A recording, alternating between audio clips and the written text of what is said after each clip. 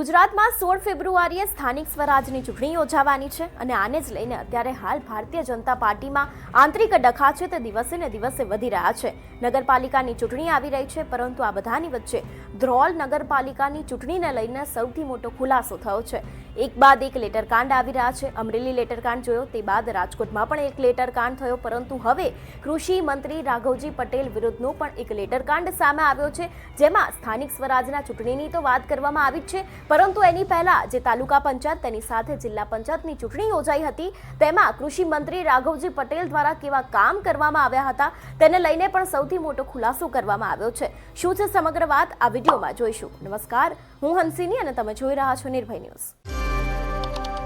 ગુજરાતમાં 16 ફેબ્રુઆરીએ સ્થાનિક સ્વરાજનું ઇલેક્શન છે અને તેને જ લઈને અત્યારે હાલ ભાજપમાં ખૂબ જ આંતરિક ડખા ચાલી રહ્યા છે। હજી સુધી અમરેલી લેટરકાંડનો વિવાદ શમ્યો નથી, રાજકોટ લેટરકાંડમાં પણ અનેક એવા ખુલાસા સામે આવી રહ્યા છે, પરંતુ હવે આ બધાની વચ્ચે ભારતીય જનતા પાર્ટીના કૃષિ મંત્રી એવા રાઘવજી પટેલના વિરુદ્ધ પણ એક પત્ર છે જે અત્યારે સોશિયલ મીડિયામાં ખૂબ જ વાયરલ થઈ રહ્યો છે। એટલું જ નહીં, આ પત્ર કોણે લખ્યો છે તેની સાથે આ પત્રમાં તાલુકા પંચાયત, જિલ્લા પંચાયત અને આવનારી નગરપાલિકા ચૂંટણીને લઈને કઈ વાત કરવામાં આવી છે। જો તેના વિશેની વાત કરવામાં આવે તો અહીં લખવામાં આવ્યું છે કે ધ્રોલ બીજેપીનું આ એક વોટ્સએપનું ગ્રુપ છે, તેની અંદર જ આ જે લેટર છે તેને લખવામાં આવ્યો છે અને ખાસ કરીને લખ્યું છે કે કૃષિ મંત્રી શ્રીના કારનામા, એટલે અહીં તેમના ઉપર જેટલા પણ આક્ષેપો લગાડવામાં આવ્યા છે એના વિશેની તો વાત કરવામાં આવી છે। એટલું જ નહીં, તેમને તાલુકા પંચાયત અને જિલ્લા પંચાયતની ચૂંટણીમાં કયા કારનામા કર્યા હતા તેના વિશેની પણ અહીં વાત કરવામાં આવી છે। લખવામાં આવ્યું છે કે એપિસોડ 1, હું ભીમજી મકવાણા, ભારતીય જનતા પાર્ટીનો નિષ્ઠાવાન નાનો કાર્યકર્તા, એટલે ભારતીય જનતા પાર્ટીના લોકો જ હવે ભારતીય જનતા પાર્ટીની પોલ ખોલી રહ્યા હોય તેવું લાગી રહ્યું છે ને અહીં સાફપણે લખ્યું છે કે હું ભીમજી મકવાણા ભારતીય જનતા પાર્ટીનો એક નાનો કાર્યકર્તા છું અને તે બતાવવાના છે કૃષિ મંત્રીના કારનામા કયા છે।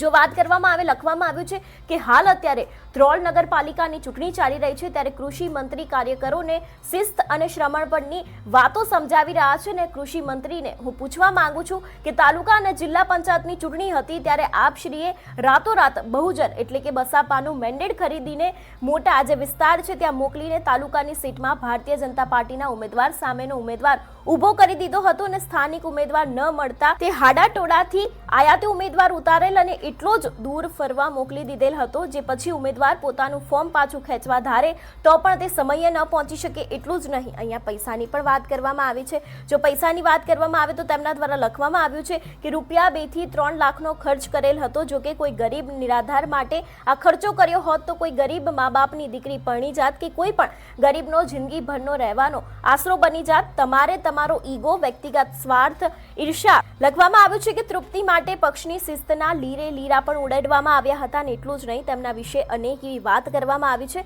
અને પૂછવામાં પણ આવ્યું છે કે કૃષિ મંત્રી પાસે અત્યારે હાલ જનતા જવાબ માંગી રહી છે। અત્યાર સુધી આપણે ભાજપમાં જોતા આવ્યા છે કે દરેક લોકો વચ્ચે અત્યારે હાલ આંતરિક ડખો ચાલી રહ્યો છે। એક નગરપાલિકા હોય છે તેની અંદર પણ ઉમેદવારોને ટિકિટ ન મળતા તે અત્યારે હાલ હોબાળો કરી રહ્યા છે, ક્યાં તો પછી પાર્ટીમાંથી રાજીનામું આપી દેતા હોય છે, પરંતુ હવે આ બધાની વચ્ચે ધ્રોલ નગરપાલિકાને લઈને પણ એક સૌથી મોટો વિવાદ સામે આવ્યો છે। ઓલરેડી અત્યારે હાલ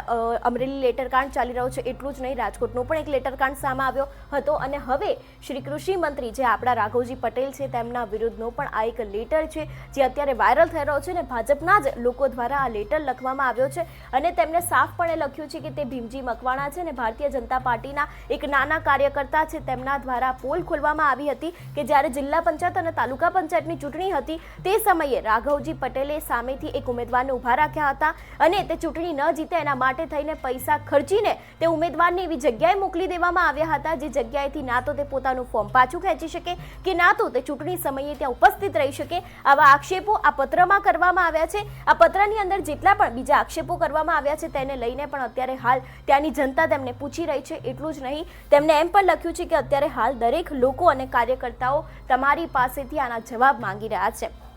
અત્યારે હાલ ભાજપમાં ખૂબ જ આંતરિક ડખા ચાલી રહ્યા છે। દરેક એક નગરપાલિકાની અંદર ક્યાંક ને ક્યાંક ભારતીય જનતા પાર્ટીમાં આંતરિક ડખાઓ એટલી બધી હદે પહોંચી ગયા છે કે હવે ત્યાંના જ લોકો તેના લોકોની પોલ ખોલી રહ્યા છે અને આવી જ એક ધ્રોલ નગરપાલિકાની પોલ સામે આવી છે, જેમાં અત્યારે હાલ કૃષિ મંત્રી રાઘવજી પટેલના જે કારનામા છે તેને બતાવવામાં આવ્યા છે અને ખાસ કરીને તાલુકા પંચાયત અને જિલ્લા પંચાયતની જે ચૂંટણી યોજાઈ ગઈ હતી તેને લઈને ખુલાસા કરવામાં આવ્યા છે કે ધ્રોલ નગરપાલિકામાં અને તાલુકા પંચાયત અને જિલ્લા પંચાયતની ચૂંટણી હતી જે સમયે સામેથી મેન્ડેટ આપીને વ્યક્તિને ઊભો રાખવામાં આવ્યો હતો ને તે વ્યક્તિ ક્યાંક તેને ફરવા મોકલી દેવામાં આવ્યો હતો પૈસા આપીને, જેથી કરીને ભારતીય જનતા પાર્ટીના લોકો જીતી જાય. અહીં લખવામાં પણ આવ્યું હતું કે રાઘવજી પટેલે પોતાની શિસ્તને પાર્ટીના તો લીરે લીરા ઉડાવી દીધા છે, પરંતુ તેમનો પોતાનો સ્વાર્થ અને દરેક વાત માટે તેમને આવું કર્યું છે તેવું પણ આ લેટર કાંડ છે, આ એક પત્ર છે તેમાં લખવામાં આવ્યું છે. એટલે અત્યારે હાલ ગુજરાતમાં સ્થાનિક સ્વરાજની ચૂંટણી આવી રહી છે અને એના જ પહેલા અત્યારે હાલ ભાજપમાં ખૂબ જ આંતરિક ડખા ચાલી રહ્યા છે